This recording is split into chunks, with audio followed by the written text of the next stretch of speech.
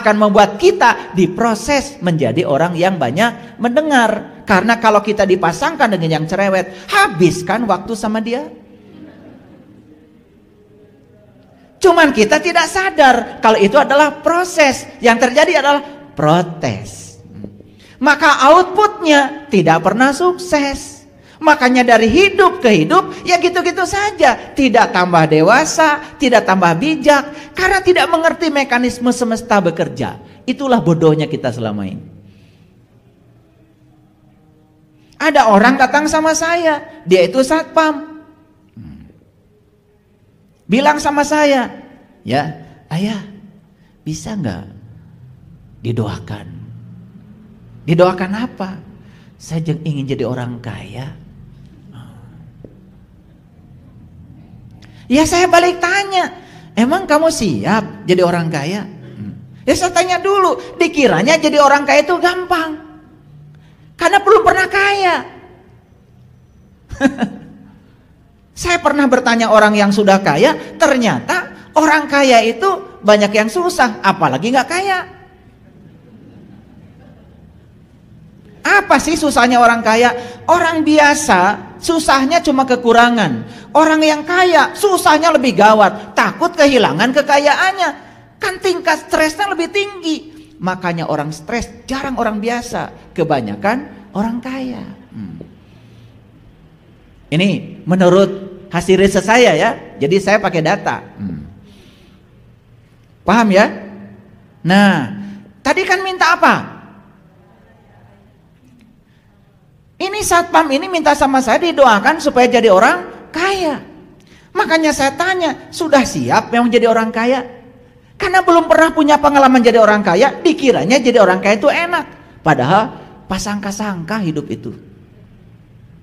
Ya itulah, kayak katak dengan semut, dialog. Kata nih, kata semut, enak ya jadi katak. Kamu itu bebas, bisa loncat sana, loncat sini, sesuka kamu. Sedangkan saya bawa badan saja ini, ya bungkus ini sudah berat. Boro-boro bisa leluncatan juga maneh.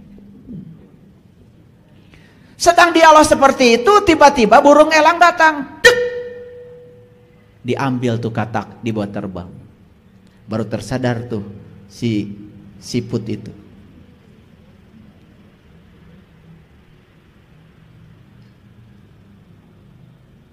Saya bersyukur punya tubuh seperti ini. Ketika burung elang datang, tadi saya ngelok aja ke dalam. Sembunyi di rumahnya. Dia membandingkan dirinya dengan katak tadi, siput itu. Kenapa? Katak bisa loncat ke sana kemari, sedangkan saya jalan saja merangkak lama. Tetapi dia punya bungkus. Ternyata Tuhan itu menciptakan makhluk, semua punya kelebihan sekaligus juga punya kekurangan. Itulah yang namanya kesempurnaan. Jadi dialog katak dengan siput tadi itu cukup mengakhiri bahwa hidup tidak bisa dibandingkan. Tugas kita dalam hidup menjadi diri sendiri. Lanjut, yang minta kaya tadi. Ya udah, begitu dia bilang siap jadi orang kaya, ya sudah. Saya tidak kasih wiridan apa-apa. Saya tidak kasih baca itu baca ini. Saya juga gak pernah ngasih begitu, apalagi janji-janji pahala. Ya cuma saya salamin aja. Udah salaman. Semoga kamu jadi orang kaya. Al-Fatihah. Sudah ya, hayang kumaha deui. Dikiranya saya harus menekung gitu, ngadoain dia. Itu sudah doa. Mau apa lagi? Sudah, pisah. Gak ketemu saya lagi. 2 minggu dari itu dia telepon saya. Nyalahin saya. Nyesel katanya. Minta doa sama ayah. Kenapa? Saya dipecat ayah. Alhamdulillah saya bilang. Tambah kesel sama saya. Sudah dipecat jadi satpam, malah saya bilang alhamdulillah. Karena saya tahu proses sudah mulai berjalan. Jadi yang tadi saya bilang semoga jadi orang kaya, inputnya sudah masuk, proses sudah berjalan. Karena proses sudah berjalan, ya tentu syarat untuk menjadi orang kaya tong gawe didinya wae. Ya dipecat dulu, itu proses awal. Kan saya tanya, berapa gaji kamu? 700.000 ayah. Mai henteu kalah tobat cicilan. Ari gawe didinya wae. Makanya satu proses sudah berjalan, dipecat dari pekerjaan. Saya jelaskan, kalau kamu nggak dipecat, terus kapan kamu jadi orang kaya? Kerja di orang itu hanya menyiapkan masa depan orang. Tapi kalau kerja sendiri menyiapkan masa depan kamu, wah baru terperanjat. Berarti saya harus jadi pengusaha, yes. Tapi modalnya gimana ayah? Duh maneh mah. Geus menta doa, menta modal. Oh, udah. Datang ke rumah. Nih saya jimatin. Saya kasih uang. Saya kasih uang gak besar, 500.000. Pokoknya mah sok mahikeun sing bisa. Saya kasih tahu, adik saya pernah saya kasih modal 15.000. Dagang bubur, sekarang udah punya toko, 3 anaknya sekolah di luar negeri. Ya asalnya bubur.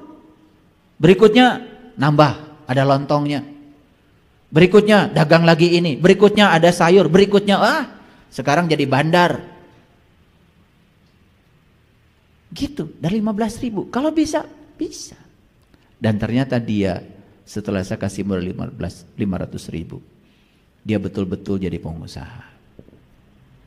Gak susah hidupnya. Jadi kita ini sering protes pada saat proses. Setuju? Sekarang kurangi protes. Sadari kalau itu adalah proses. Cuman kita sering tidak mengerti. Itu aja. Bodohnya kita. Paham ya? Oke. Berlian berharga karena proses. Betul apa tidak? Untuk jadi berlian itu kan prosesnya tidak mudah. Ditempa oleh alam, diberi tekanan yang hebat. Setelah jadi permata pun jadi batu, digosok sampai harus keluar.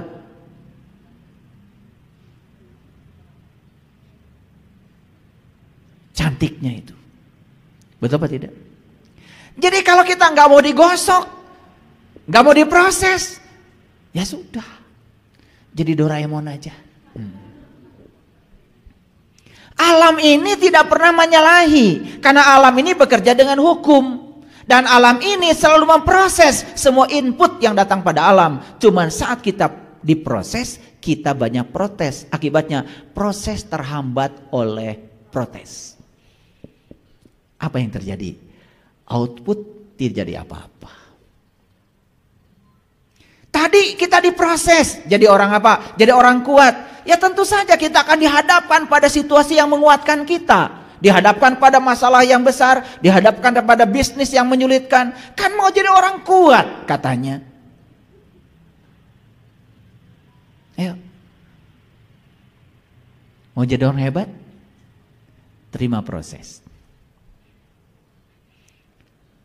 Dan setiap proses itu pasti perubahan menuju kepada yang hebat. Yang ketiga, ikuti alurnya, nikmati prosesnya, karena Tuhan tahu yang terbaik untuk kita.